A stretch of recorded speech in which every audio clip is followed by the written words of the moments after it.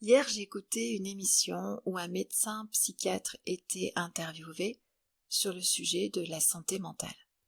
Et on lui a posé cette question de qu'est-ce qu'il devrait nous alerter à propos de notre santé mentale, de notre bien-être.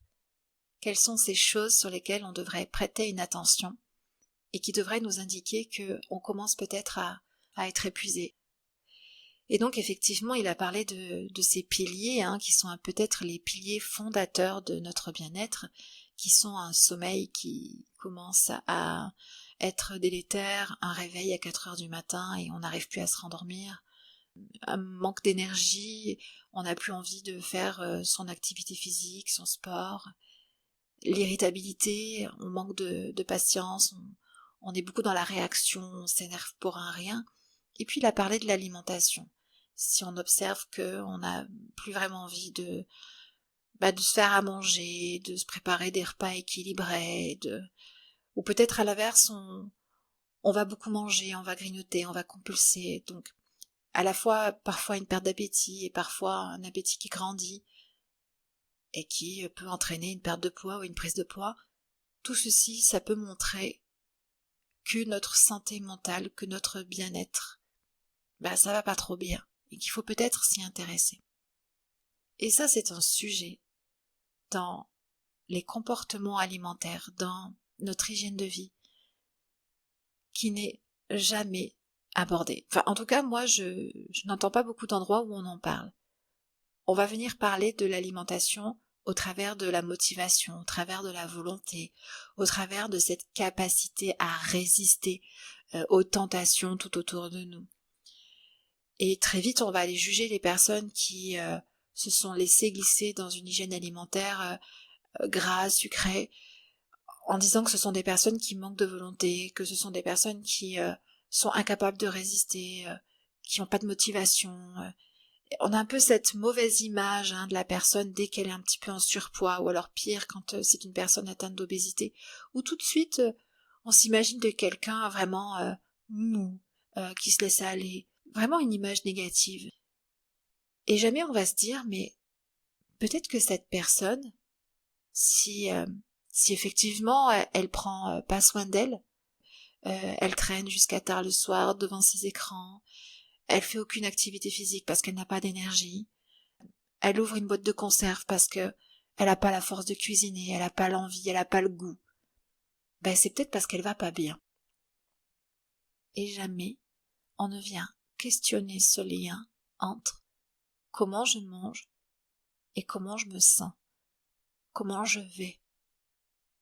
Parce qu'il est évident que si je n'ai pas d'énergie, si je me réveille le matin et que déjà je sens mon quotidien comme lourd, et que je vais aller chercher le peu d'énergie que j'ai pour remplir mes obligations professionnelles par exemple, ou mes obligations personnelles auprès de mes enfants, ma famille, et que je n'ai plus d'énergie pour le reste, c'est sûr que je vais pas avoir envie de faire une activité sportive, ou éplucher des légumes et me faire un repas équilibré.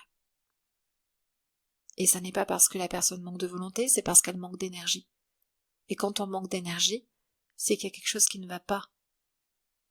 Alors peut-être qu'il y a un dérèglement au niveau de l'humeur, un dérèglement hormonal, la personne vit quelque chose de compliqué dans sa vie actuellement, elle a des traumatismes qui lui reviennent du passé, elle a beaucoup de stress, elle a des épreuves de vie à traverser. Il peut y avoir tout un tas de raisons à ça.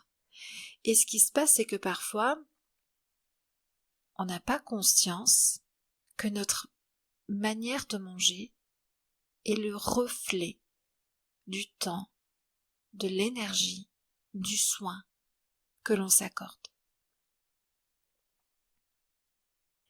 Alors si vous manquez de temps, si vous manquez d'énergie, si vous manquez d'attention pour vous, ça n'a rien à voir avec de la volonté, de la motivation, une capacité à résister aux tentations de la nourriture qui existent autour de vous. Là, on doit s'intéresser à pourquoi est-ce que je n'ai pas le temps? Est-ce que je me donne trop aux autres et je ne me réserve pas assez de temps pour moi? Est-ce que je suis dans un passage de ma vie où j'ai beaucoup de choses à gérer, je me suis séparée, je suis maman solo, et j'ai pas beaucoup d'aide autour de moi. Peut-être que je n'ose pas demander de l'aide, peut-être que je porte trop, peut-être que je m'impose trop de choses et que je suis trop dure avec moi. Si je n'ai pas l'énergie, où est-ce que mon énergie s'en va? Où est-ce qu'il y a des brèches à l'intérieur de moi et qui fait que mon énergie fuite sans cesse et que j'en ai plus pour moi? Est-ce que je suis constamment en train de ruminer? Est-ce que je ressasse sans arrêt le passé? Est-ce que je suis constamment anxieuse à l'idée du futur? Est-ce que je perds de l'énergie à essayer de contrôler et gérer mes émotions au quotidien? Où est-ce que mon énergie s'en va? Pourquoi elle ne se régénère pas? Et si je manque de soins et d'attention envers moi, est-ce que je pense que je ne suis pas assez importante, que je ne suis pas une personne de valeur, inconsciemment ou consciemment, et qui fait que au quotidien, je prends la fuite et je m'oublie? Tout ceci, c'est des questions qu'on vient rarement se poser. On va monter sur la balance parce que les beaux jours arrivent, parce qu'on sent qu'on est un peu plus serré dans notre pantalon, et puis on va peut-être voir qu'on a pris du poids, on va se sentir mal, on va culpabiliser, peut-être qu'on aura honte de soi. Alors on va se dire que, allez, il faut faire un effort, faut résister un peu, faut faire preuve d'un peu de volonté, mais comme on est à la fois peut-être épuisé, on n'a pas le temps, et du coup on ne va pas y arriver. Et la nourriture qui peut-être est une béquille pour soi, depuis des semaines, depuis des mois, depuis des années, on va avoir du mal à s'en passer, et on va rester coincé dans son schéma, parce qu'on ne va pas regarder au bon endroit. On va se vivre comme une personne incapable, qui pourrait faire mieux. Alors ça fait souffrir, ça donne une mauvaise image de soi, et ça nous tient coincés dans nos schémas.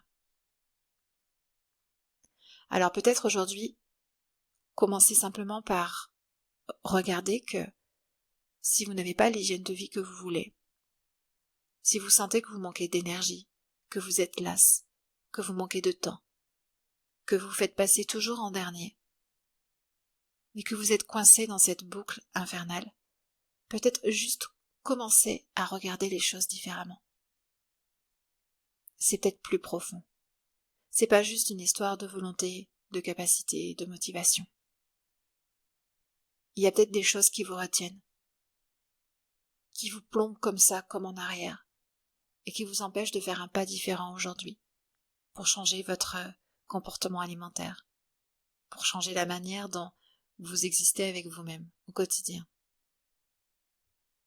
Alors si depuis quelque temps, ou pas mal de temps, vous n'avez plus envie de vous faire manger, vous avez perdu l'appétit, vous êtes attiré vers une forme de malbouffe, ou si au contraire, vous avez beaucoup d'appétit, vous êtes constamment en train de grignoter, ou alors vous avez des compulsions, des envies de nourriture que vous ne parvenez pas à contrôler. Ce n'est pas d'un régime, de plus de contrôle ou de résistance dont vous avez besoin. C'est de soins.